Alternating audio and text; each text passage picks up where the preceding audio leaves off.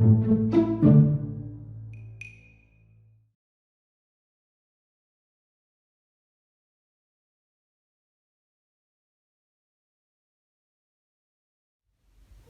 a continuar nuestro estudio sobre los suelos.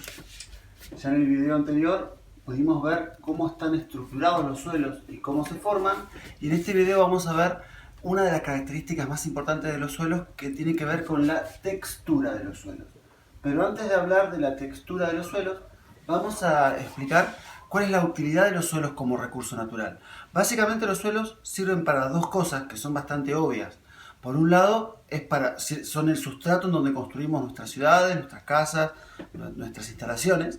Y por otro lado, es el sustrato en el cual cultivamos nuestros alimentos, ya sea alimentos de origen animal o de origen vegetal.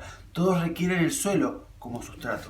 De las dos funciones, esta última es la más importante, la fuente de alimento. Y si vamos a hacer el análisis hasta la última instancia, lo que nos importa a nosotros es la capacidad que tiene el suelo para alojar plantas, para poder cultivar en ellos.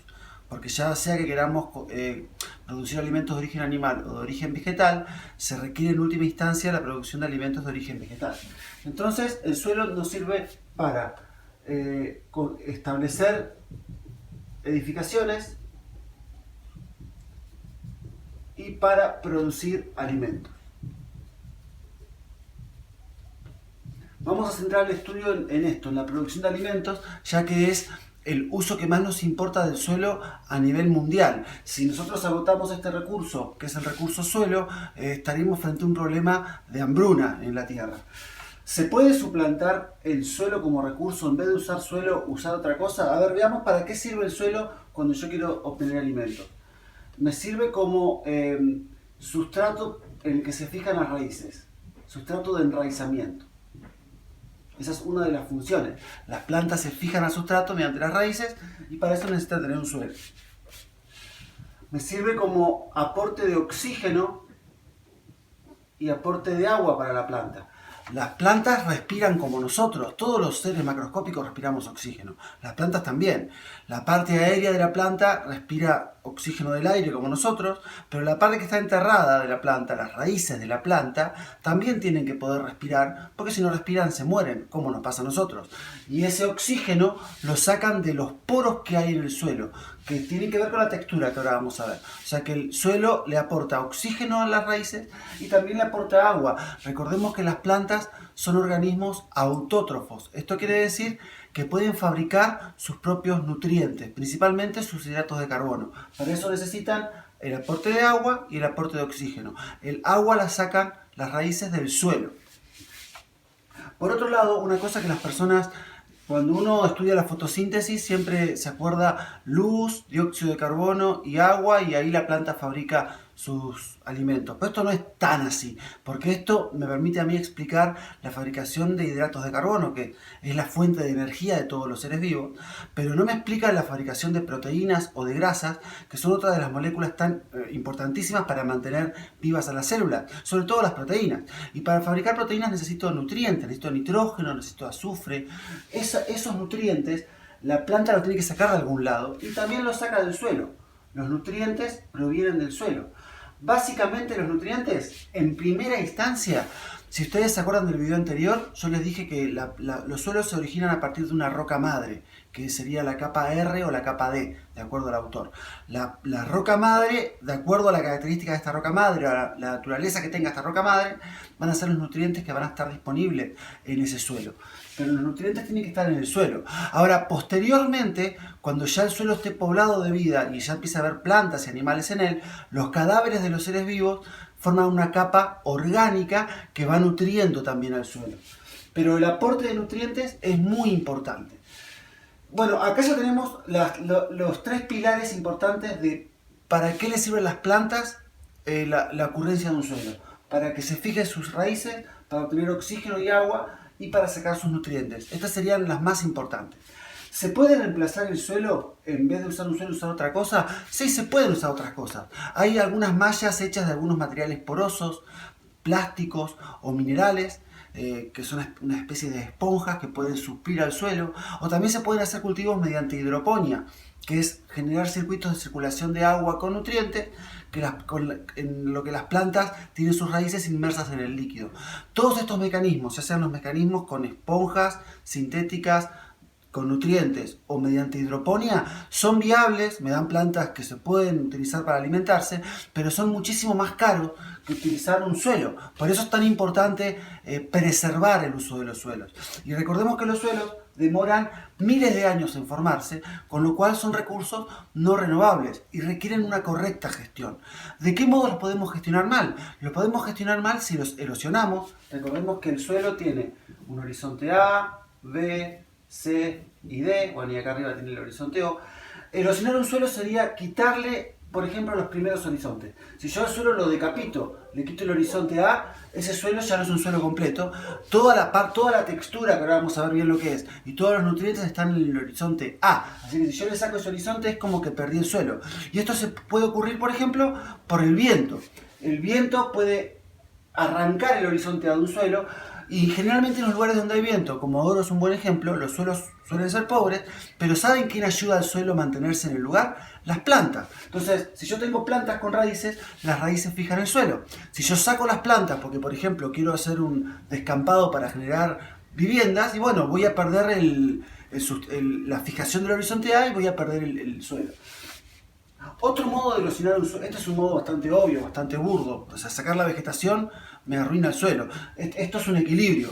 La planta necesita el suelo para poder vivir y el suelo necesita la planta para poder vivir. Otra de las causas de erosión de los suelos es el exceso de cultivos, de monocultivos, que van sacando los nutrientes del suelo y el suelo al perder los nutrientes, recuerden que esos nutrientes vienen de la degradación de materia orgánica y de la roca madre. Si yo saco los nutrientes, el suelo deja de ser útil para eso, pero el ser humano lo puede reemplazar aportando fertilizantes. Estos temas los vamos a desarrollar un poco más en próximos videos. Ahora vamos a explicar lo que es la textura. Dijimos en el video anterior que la fracción mineral de la roca madre iba siendo meteorizada y formaba básicamente tres tipos de tamaño de mineral, que era el tamaño arena, el tamaño limo y el tamaño arcilla. Esas son las tres fracciones de mineral que hay en los suelos. Se encuentran en diversos porcentajes de acuerdo al suelo y de acuerdo al... O sea, la textura es el porcentaje de cada una de estas fracciones en el horizonte A. Esa sería la textura del suelo. La textura me da una idea a mí de la permeabilidad que tiene el suelo, de la facilidad que tiene para que lo penetre agua, de la facilidad que tiene para aportar oxígeno, de la facilidad que tiene para aportar nutrientes. La proporción de estas tres fracciones minerales me habla a mí un poco de la textura del suelo. Un suelo en el que abunde la fracción arena será un suelo arenoso, un suelo en el que abunde la fracción de limo será un suelo limoso y un suelo donde abunde la fracción de arcilla será un suelo arcilloso. Esto es bastante sencillo de entender. Para poder estudiar las texturas se usan triángulos de textura, en donde yo tengo por un lado la arena, por otro lado la arcilla y por otro lado el limo, y haciendo coincidir los porcentajes se van clasificando los suelos. El suelo más idóneo para poder ser cultivado es el suelo que se denomina suelo franco, y es un suelo que tiene un equilibrio entre las tres fracciones. Si yo tuviera que quedarme con una de las tres, la mejor es el suelo limoso, que es el suelo propio de la pampa argentina, de la pampa húmeda. Son suelos ricos en limo. Tanto el extremo arena como el extremo arcilla no son buenos, pero ahora para entenderlo vamos a explicar un poco cada uno de ellos. Pero quedémonos con que el mejor suelo para cultivo es un suelo franco, que tiene una proporción de las tres fracciones minerales equitativa. Para entender por qué son importantes tener un poco de cada una, vamos a ver lo que pasa con un suelo arenoso y compararlo con un suelo arcilloso.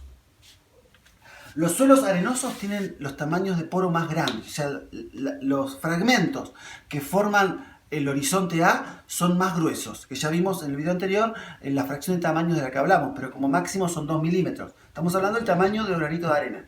Esos granitos de arena cuando están amontonados formando el horizonte, dejan espacios vacíos entre ellos que se llaman poros, son los poros del suelo. Bueno, el limo también tiene granos que lo conforman, que son un poco más chicos, que también dejan poros, y la arcilla igual tiene espacio entre sus granos que dejan poros. Ahora, lo que es importante entender es que como los granos de arena son más gruesos y los de arcilla son más chicos, los poros de un suelo arenoso son mucho más grandes que los poros de un suelo arcilloso. Y como son mucho más grandes, son mucho más permeables. Los suelos arenosos son más permeables. ¿Qué quiere decir esto? Que si yo los riego, el agua lo penetra de modo sencillo, atraviesa el horizonte. Es lo que se llama lixiviación. En cambio, los suelos arcillosos son menos permeables porque sus poros son mucho más delgados y el agua no circula con tanta facilidad. Lo mismo me permite a mí entender con respecto a la aireación.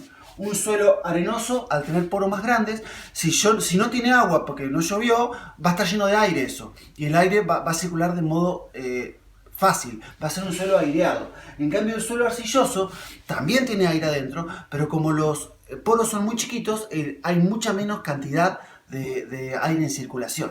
Ahora, si yo sumara los poros del suelo arcilloso y los comparara con los poros del suelo arenoso, me daría cuenta que el suelo arcilloso tiene muchísimo más volumen de poros, pero nada más que son muchísimo más chicos.